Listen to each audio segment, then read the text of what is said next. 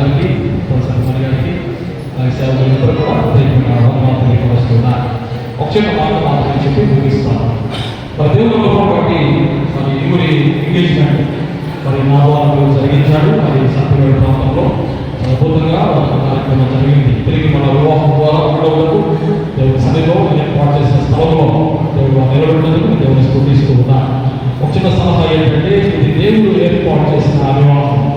ఇది మనుషుల ఆలోచన కాదు, మనుషుల నిర్ణయం కాదు. దేవుడే ఈ వివాహాన్ని చేయడానికి ఆయన ఆలోచన చేశాడు. ఎందుకంటే ఆదివారం చూస్తుంది నరుడు మంచిది కాదు. ఇట్స్ నాట్ గుడ్ ఒంటరిగా ఒకటిగా ఉండడం మంచిది కాదు అంటున్నాడు. మంచిది కాదు. ఎందుకు కాదు అంటే స్టార్టింగ్ సహాయం అవసరము. ఒంటరిగా తను జీవించలేడని, ఒంటరిగా తను జయించలేడని, ఒంటరిగా తను పోరాడలేడని, ఒంటరిగా తను ఈ లోకంలో మనగలేడని, ఒక ఆలోచన కరెక్ట్గా బలముగా శక్తిగా ఒక ఉంటే బాగుంటుంది అని వారిని జతపరిచి ఒక కుటుంబంగా ఒక కుటుంబ వ్యవస్థగా సాగిపోమని ఆయన చెబుతున్నాడు. కాబట్టి మీరు ఇచ్చే సలహా ఏంటంటే, మీరు ఒంటరిగా బతకడానికి మీరు ప్రయత్నం చేయాలి. ఎందుకంటే మూలమైపోతారు. దేవుడి ఇన్వాల్వ్మెంట్ లేకుండా, దేవుడి యొక్క ఆత్మకార్యం లేకుండా ఒంటరిగా మీరు జయించలే, ఒంటరిగా కుటుంబాన్ని నడిపించలే, ఒంటరిగా మీరు అనుభవించలే, ఒంటరిగా మీరు పొందలే. కాబట్టి దేవుడి యొక్క యూనియన్ అవసరం. కాబట్టి మీ ఇద్దరు కలిసి మూడో వ్యక్తిగా దేవుని మీరు స్వీకరించి తన ఇన్వాల్వ్మెంట్ కోరుకొని కలిసి జీవించడానికి, దేవుని ఆలోచన బట్టి జీవించడానికి మీరు ప్రయత్నం చేయాలి. ఎందుకంటే కుటుంబ వ్యవస్థను స్థాపించిన ఆయన కనుక ఆయన లేకుండా మీరేమి చేయలేరు. వాటిని చదువుతుంది నాకు వేరే మీరేమి చేయలేరు అంటే అలా ఉన్నా ఆయన వేరుగా ఉండే కుటుంబ వ్యవస్థ వర్ధనలు కనుక మీ ప్రతి అంశంలో కూడా దేవుని సహాయం కోరుకొని ఆయన ఇన్వాల్వ్మెంట్ సాగిపోవాలని కోరుతూ ఉన్నారు. అలాగే రెండో విషయం ఏంటంటే,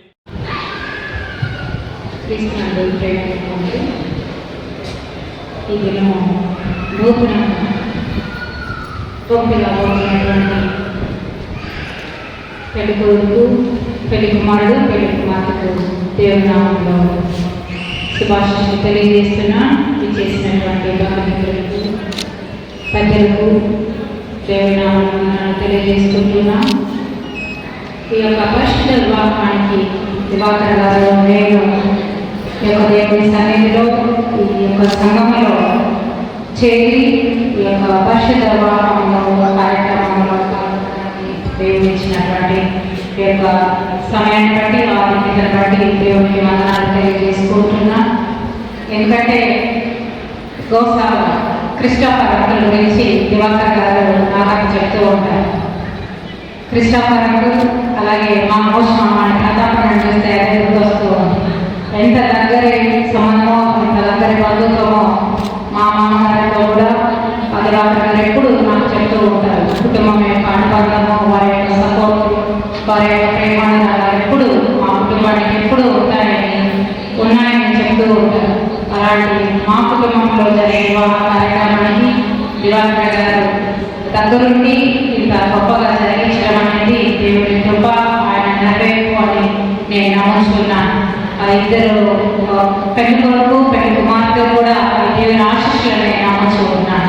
అందరి సమక్షంలో ఇంత గొప్పగా జరగడం అనేది ఆయన కృప, దేవుని యొక్క ఆశీస్సులు ఎప్పుడు నిండుగా ఉండాలని, దేవుని యొక్క ప్రేమ ఆ ఇరువురి మీద, ఆయన కృప దీవెనలు, దేవుని యొక్క ఆశీర్వాదాలు నూతనంగా జతపరచబడవచ్చినటువంటి కుటుంబం దేవునిలో, దేవుని యొక్క ప్రేమతో, దేవుని మీద నమ్మకంతో, విశ్వాసం కలిగి ఒక బండ మీద కట్టినటువంటి గృహముగా ఆ గృహము ఉండాలని దేవుని సన్నిధిలో నేను కోరుకుంటూ ఉన్నాను. మన పరిశుద్ధ గ్రంథంలో చూస్తూ ఉన్నాం, భర్త భార్యను ప్రేమించాలి, భార్య భర్తకు లోబడి ఉండాలి. అలా దేవుని యొక్క అడుగు జాడల్లో ఆయన మాట ప్రకారము, ఆయన చిత్త ప్రకారము ఆ ఇద్దరు బిడ్డలు నడిచే బిడ్డలుగా ఉండాలని ఆశిస్తూ ఉన్నాను. వారు మంచి నమ్మకమైనటువంటి కుటుంబంగా, దేవునికి నమ్మకమైనటువంటి బిడ్డలుగా, మంచి క్రైస్తవ జీవితంలో ఆ కుటుంబం వర్తిల్లాలని కోరుకుంటూ ఉన్నాను. ఇంకా మంచిగా దేవుని ఆశీర్వాదంతో, మంచి వాతావరణము, మంచి ఆశీస్సులతో జరిగినటువంటి ఈ యొక్క పరిశుద్ధ వివాహం మీద ఇప్పుడు దేవుని కృప ఆశీర్వాదం ఉంటుందని నేను నమ్మచ్చు. ఈ యొక్క అవకాశాన్ని ఇచ్చినటువంటి సంఘ కాపరికి, పెళ్లి కుమారుని యొక్క కుటుంబానికి వందనాలు తెలియజేసుకుంటూ ముగిస్తూ మేమంతా చూస్తుంటే గ్రామ నుండి ఈ కార్యక్రమం అంతా చేస్తామంటే ఒక ఒక విషయాన్ని చెప్పలేక ఉండలేక చెప్పాల్సిందే. అందరూ తెలిసినప్పటికీ ఈ విషయాన్ని చెప్పాలి. యేసుక్రీస్తు మొట్టమొదటి వివాహం కానా అనే ప్రాంతంలోకి వెళ్ళినప్పుడు ఆ ప్రాంతంలో యేసుక్రీస్తుని ప్రత్యేకంగా పడలేదు, కానీ వాడి కుటుంబ సభ్యులను అనుమతించారు. పిలిచినప్పుడు అక్కడ ఒక పొదువ అంటే మర్యాదకు సంబంధించిన ఆ ద్రాక్ష రసం, అది మర్యాద కూడినది, గౌరవంతో కూడిన విషయం. ప్రెస్టేజ్ అంటే చాలా తలవంపుతో కూడిన విషయం. అలాంటి ఆ ద్రాక్ష రసం అయితే మర్యాదతో చెప్పారు. ఆయనతో చెప్పారు. ఆయన వాళ్ళిద్దరి మధ్యలో నాతో అప్పుడే ఇవ్వలేని ఆయన చెప్పడం ఏమీ జరిగింది. అయితే ఆ ద్రాక్ష రసాన్ని మళ్ళీ ఇచ్చిన తర్వాత ఆయన బాణాన్ని ఇచ్చిన తర్వాత వాళ్ళందరూ ఏమనుకున్నారంటే, మొట్టమొదట జబ్బు మంచి రసం ఇచ్చి తర్వాత జబ్బు రసం ఇస్తారు, మీరైతే మామూలుగా మంచి ఇచ్చి తర్వాత టాప్ మేలని ఇచ్చారు అని చెప్పారు. అయితే ప్రభు ఒక ప్రేమను ఇచ్చారు. ఆడ ఇది నాది అనుకున్నాడు. అలాంటి ప్రేమను వాళ్ళ జీవితంలో కానీ మన కోసం రోజు వాళ్ళ కుటుంబం పట్ల కానీ అన్న చూపించిన ప్రేమ ఆ ప్రేమ బట్టి వాళ్ళందరూ అన్న ఆశీస్సులు ఎప్పుడు ఉంటాయి. వాళ్ళకి జీవితంలో ఎప్పుడైనా ఎటువంటి పొదువు రాదని వచ్చిన దేవుడిచ్చిన ప్రేమ మన దివాకరణ ఉంది కాబట్టి ఎప్పుడు వాళ్ళని కాపాడతాడని ఆశిస్తూ ఈ కొత్తగా అనుభూతుల్ని నేను రిసీవ్ చేస్తూ జీవితాంతం హాయిగా సంతోషంగా బాగుంటుంది ఐశ్వర్యంతో వెళ్ళాలని వారికి సేవ చేస్తున్నాను. చాలా నెంబర్ ఆఫ్ పీపుల్ చెప్పచ్చు. వారు వచ్చి సలహాలు అడుగుతుంటారు. నా భార్య నా మాట వినట్లేదు, నా భార్య నా మాట వినట్లేదు, నా భర్త నా మాట వినట్లేదు అన్నప్పుడు నేను నవ్వుకుంటాను. ఎందుకంటే దేవుడు ఏర్పాటు చేయకుండా ఈ నూతన దంపతులు ఎవరైనా సరే ఆ దినం వారి పెళ్లి దినం వారు నూతన దంపతులుగా ఏర్పరచుకుంటారు. వారు అండర్స్టాండింగ్ ఎలా ఉండాలి? ఒకటే మాట ఒకటే బాట అన్నట్టు వారు జీవించారు. అందుకని ఈ దంపతుల్ని understand very important. Love, understand. ఇంకోటి ఫెయిత్ఫుల్నెస్, విశ్వాసం కలిగి భర్త ఎన్నో పనుల మీద వస్తాడు. వచ్చినప్పుడు ఇంటికి వచ్చినప్పుడు ఎంతో అలసిపోయి వస్తాడు. మనం ఆ ప్రేమని, ఆ అండర్స్టాండింగ్ని, ఆ లవ్ని, ఆ కాన్ఫిడెన్స్ని కలిగించాలి. అలాగే ఇద్దరు ఉన్నతమైన స్థితిని అలంకరించాలని ఆశిస్తున్నాను. ఎందుకంటే మన మట్టి వంటిగా దూరి వంటిగా మనం బయట చెప్తున్నాం. ఇది మన మట్టి వంటిగా దూరి వంటిగా మనల్ని దేవుడు ఒక ఎముకను తీసుకొచ్చి మనల్ని సతీమణికి పెట్టాడు. చాలా ఆలోచన స్త్రీకి పెట్టాడు. కాబట్టి దేవుని కృప చాలా అవసరం. ఈ నూతన జతపరచబడిపోతున్న ఈ బిడ్డలకి దేవుని ప్రేమ చాలా అవసరం, దేవుని కృప చాలా అవసరం, దేవుని యొక్క దయ చాలా అవసరం, దేవుని యొక్క నీడ చాలా అవసరం, దేవుని యొక్క తోడు చాలా అవసరం. ప్రతి క్షణం నేను ఒక పెళ్లిలో మాట్లాడుతూ ఒక మాట మాట్లాడాను. అసలు దాంపత్య జీవితం వర్ధిల్లాలి అంటే నా ఎక్స్పీరియన్స్, నా అనుభవం, నేను చూసిన కష్టాలు, నేను చూసిన బాధలు అన్నిటికీ పరిష్కారం ఉపవాసం అంటారు.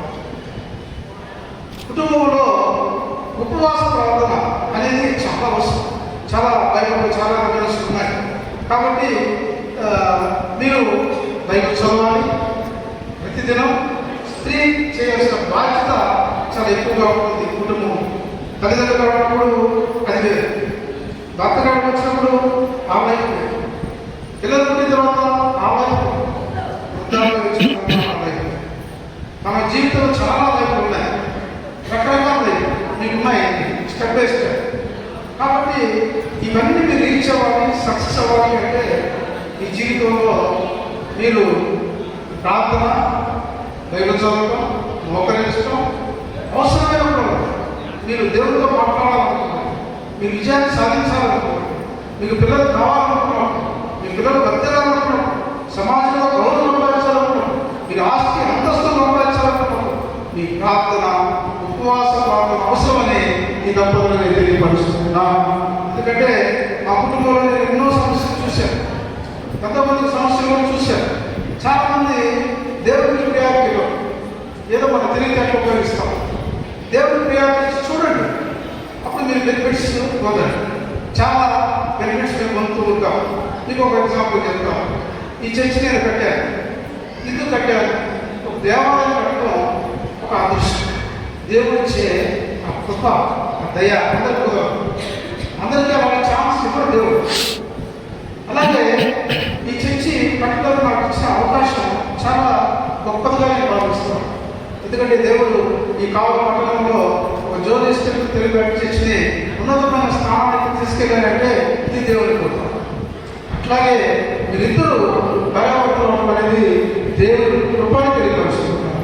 ఇది మీ తల్లిదండ్రులు దయగలరు లేక మీరు అనుకున్న ఆలోచన కాదు, దేవుడు ఆ బలం ఇస్తాడు.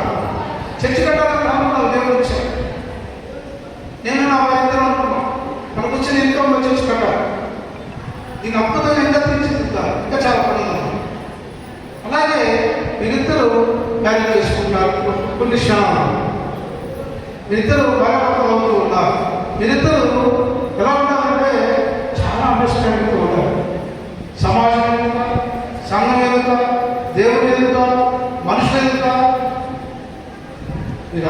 మీరిద్దరూ తల్లిదండ్రుల్ని, బంధుమిత్రుల్ని, ఆఖరి క్రిస్టియానిటీని గౌరవిస్తూ మీరు జీవించాలని కోరుకుంటూ ఉన్నాను. చాలామంది నేను గమనించాను, చాలాసార్లు చూశాను, చాలామంది గమనించాను.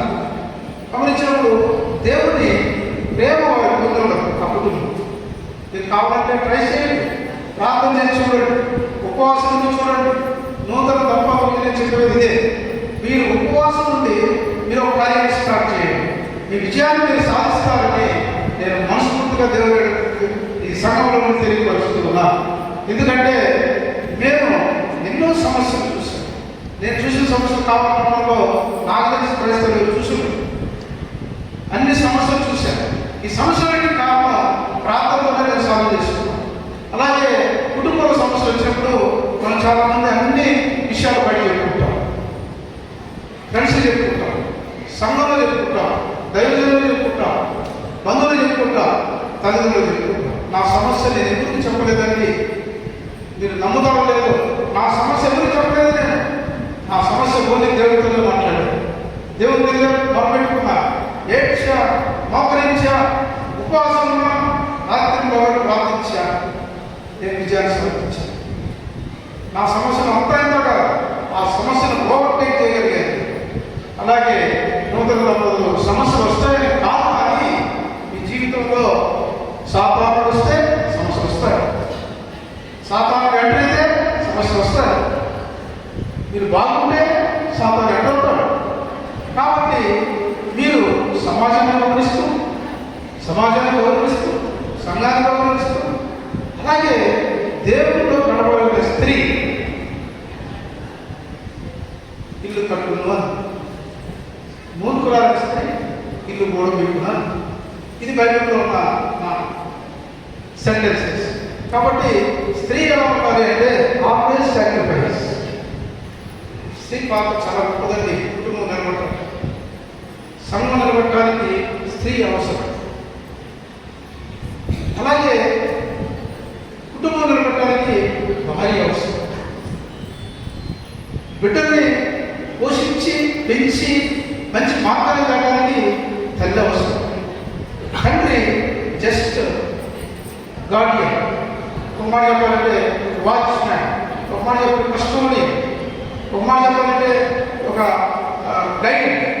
That is the father duty. Mother duty చాలా యాంగిల్స్ ఉంటాయి. ఒక యాంగిల్లో మదర్ తల్లిగా కనబడుతుంది, ఒక యాంగిల్లో అక్కలా కనబడుతుంది, ఒక యాంగిల్లో డాక్టర్గా కనబడుతుంది, ఒక యాంగిల్లో స్నేహితురాలుగా కనబడుతుంది, ఒక యాంగిల్లో అన్నదాతగా కనబడుతుంది. ఆలోచించండి స్త్రీలందరూ. మీ పాత్ర చాలా గొప్పది. అలాగే ఈ పాప కుటుంబ జీవితంలో ఎంటవుతుంది. ఈ పెళ్లి కుమార్తె కుటుంబ జీవితంలో ఎంటవుతుంది. బాధ్యతలు కలిగిన కుటుంబంలో ఎంటవుతుంది. దేవుడు నీకు ఒక బాధ్యత ఇచ్చాడు.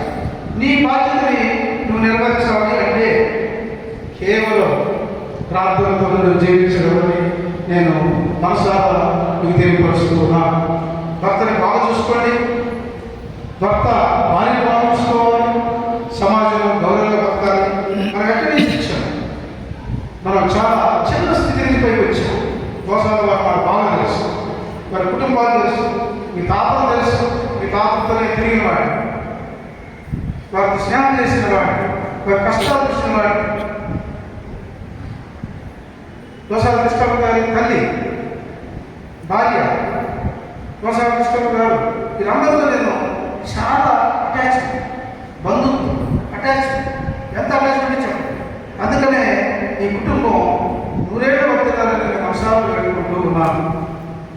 నూరేళ్ళు వర్తిల్లాలి. పిల్ల పాపం, ఐశ్వర్యంతో, అంతస్తు, ఉన్నతమైన స్థితి, ఆస్తి అన్నీ ఆ బిడ్డలు కుదరాలి. దేవుడు ఇవ్వాలని నేను కోరుకుంటున్నాను. ఇది ఇష్టంగా అంటే మా చిన్న ఈ చర్చ్ కోసం, ఆ చర్చ్ కోసం, చిన్న చర్చ్ దగ్గర ఆ చర్చ్ కోసం ఆయన పడ్డ కష్టాలు తెలుసు, ఆయన పడ్డ శ్రమ నాకు తెలుసు, ఆయన పడ్డ చూపించిన ప్రేమ నాకు తెలుసు. అందుకనే వీళ్ళు చూస్తుంటే నాకు నేను మాట్లాడుతూ మా చిన్న వస్తుంది, మా చిన్న ముందుకు వస్తుంది, కళ ముందు కనబడుతున్నారు, వాళ్ళ రూపం కనబడుతుంది, దేవుని మాటలు కనబడుతున్నాయి, వారి మాకు చేసిన సహాయం కనబడుతున్నాయి, కష్టాలు మనకు ఉన్నారు. అలాగే పెళ్లికి వారి తండ్రి కూడా ఆ ఫీల్ కనబడుతున్నారు. మా చిన్న ఫీల్ వాళ్ళు కనబడుతుంది. చూసి నేను అనుకున్నాను సేవించడానికి తీసుకెళ్ళాడు. కానీ నూతన నమ్మకం చెప్పేది ఉద్యమం దేవుడిని తెలుసుకోండి. ఎవరు no watchman, no dog, no guide, ఎవరు నో సెక్యూరిటీ, ఎవరు దేవుడిని అనుకుంటే సక్సెస్ఫుల్ మ్యారేజ్. సక్సెస్ఫుల్ అవ్వాలంటే దేవుడు ఉండాలి. ఒక సిస్టమేటిక్. ఇంకొక విషయాన్ని గమనిస్తాం. ఎందుకంటే పెళ్ళి సమయం అంతటికి స్టార్ట్ చేస్తాం, 20 minutes కంప్లీట్ చేస్తాం. వెయిట్ చేయండి, అందరికి అవకాశం ఉంది. ఒక 10-20 minutes కంప్లీట్ చేస్తాం. ఇంకొక విషయం, మీరు ఈ జీవితం ఏ పూజ అంటే ఏ పూజ అంటే మనం ఏమనుకుంటాం, మార్నింగ్ 6 కాదు. That is not a puja, that is not early morning. 6 early morning కాదు. ఎర్లీ మార్నింగ్ అంటే నాకు తెలిసి 3:33 లేక 4, ఇంకా ఏదైతే 5కి లేచి మీరు నమ్ముతారో లేదో, నా జీవితంలో 5 గంటల లేకుండా నేను స్టార్ట్ చేశాను. కొంతకాలం నేను స్టూడెంట్ లైఫ్ వెళ్ళి 9 చేసేవాడు. అలాంటి ప్రార్థన లేని జీవితం. అప్పుడు నేను అనుకునే జరగలేదు. అన్ని స్ట్రగుల్, అన్ని విషయాలు వస్తాయి. మీరు 5 గంటలు కూర్చోవాలి లేచి మీరు ప్రార్థించి చూడు బాబా, అని కుమార్తె నీ కుటుంబం ఎక్కడ వర్తిల్లుతుంది. 5 గంటలకి దేవుడితో డైరెక్ట్ అటాచ్మెంట్. ఆ సాధన మీరు చేస్తే మీరు ఉన్నతమైన స్థితికి నేను మిమ్మల్ని చూస్తానని అనుకుంటున్నాను. ఎందుకంటే ఆ పాప ఫేస్లో ఆ కాన్ఫిడెన్స్ ఉంది. పెళ్లి కుమార్తె యొక్క ఫేస్లో కాన్ఫిడెన్స్ ఉంది. పెళ్లి కుమార్తె ఫేస్లో అండర్స్టాండింగ్ ఉంది. అర్థం చేసుకునే మనస్తత్వం తప్ప ఇది నేను గమనిస్తున్నాను. వాళ్ళ యొక్క రూపంలో అలా కనిపిస్తూ ఉన్నారు. కాబట్టి ఉదయం 5 గంటలకి నేను నమ్ముతారు లేదా మా మిస్సెస్ ఎందుకు చేస్తాను. ఆమె ప్రార్థన చేసుకుంది. నేను తత్కాలం ఎదురు పాయింట్ ప్రయత్నం చేసి బ్రేక్ చేసుకున్న తర్వాత మన యాక్టివిటీ ఎక్సర్సైజ్ ఇవన్నీ ఉంటాయి. ఎందుకు చెప్తున్నారంటే జీవితంలో ఎక్సర్సైజ్ మించింది, ఫుడ్ మించింది, తోడు మించింది ప్రార్థన మాత్రమే. It is true. ఇది నేను నమ్మాను, నేను పాటిస్తున్నాను. ఎన్ని గంటలు రాత్రి 12 మార్నింగ్ 5 days. ఎందుకు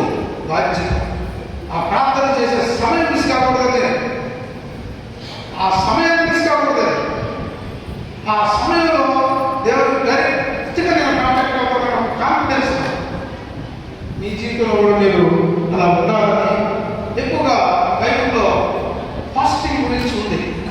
అది మీరు చూడండి. మీకు రెఫరెన్సెస్ కావాలంటే పాస్టర్ గారికి ఫోన్ చేయండి, చక్కగా మీరు రెఫరెన్సెస్ చెప్తారు. అపోస్తలులో ఉంది, కొరింథీలో ఉంది, మార్కులో ఉంది, చాలా రెఫరెన్సెస్లో దేవుడు ఫాస్టింగ్ గురించి ఉంది. మనందరం కూడా దేవుడు ఆశీర్వదించాడు. ఈరోజు మీరు అందరూ కూర్చోడానికి వాళ్ళకి బ్లెస్సింగ్, మిమ్మల్ని ఆశీర్వదించుకుంటే కూర్చున్నారు. అలాగే మీరిద్దరు ఏర్పరచుకోవడాలంటే దేవుడు ఇచ్చిన అవకాశం, ఆపర్చునిటీ. ఎంత అద్భుతమైన ఆపర్చునిటీ ఇచ్చాడు. మీరిద్దరు ఒకరు కలిసి జీవించడానికి. భార్య చాలా అవసరం, చాలా అవసరం. ఇప్పుడు నా మిస్సెస్ హైదరాబాద్లో ఉంటుంది, అలాగే నా పాప చదువుతుంది, నేను ఇక్కడ ఒంటరిగా ఉంటుంది. నాకు తెలుసు ఆ పాప భార్య లేకపోతే నా కష్టమేమో నాకు తెలుసు, భర్త దగ్గర లేకపోతే భార్య కష్టం నాకు తెలుసు. ఐ అండర్స్టాండ్ దట్ నేను దేవుడు నమ్మకం, దేవుడు ముందు పెట్టుకునే నేను ముందుకు వెళ్తున్నాను. కాబట్టి మీ జీవితంలో ఉన్నతమైన స్థానాన్ని అలంకరించాలన్నా, విలువ తెచ్చుకోవాలన్నా, మీ కుటుంబంలో మీరు ఉన్నతమైన స్థితికి ఎదగాలంటే ప్రార్థన. చాలా కుటుంబాల్లో స్త్రీలు 9 గంటలు వేసావు, ఆదివారం దినం కూడా 10 గంటలు వేసావు. ఎన్ని ఆ కుటుంబానికి హైందవ లేదో మాట అది శని అంటారు. అలాంటి జీవితం మనం జీవించుకోవాలి. క్రిస్టియన్స్ మనం పక్కింటి వారికి, ఎదురింటి వారికి, సమాజానికి, జనానికి మార్గదర్శకాలు. That is the Christianity. ఇది నూతన దంపతులు ఆ యొక్క అలవాట్లు, ఆ గుణాలు, అలాంటి పరిస్థితులు వీరు అలవాటు చేసుకోవాలని నేను మనసారా వేడుకుంటూ ఈ అవకాశం నాకు ఇచ్చిన ఈ నూతన దంపతులకి యేసుక్రీస్తు వారికి వందనాలు తెలియపరుస్తూ ముగిస్తున్నాను. Thank you very much.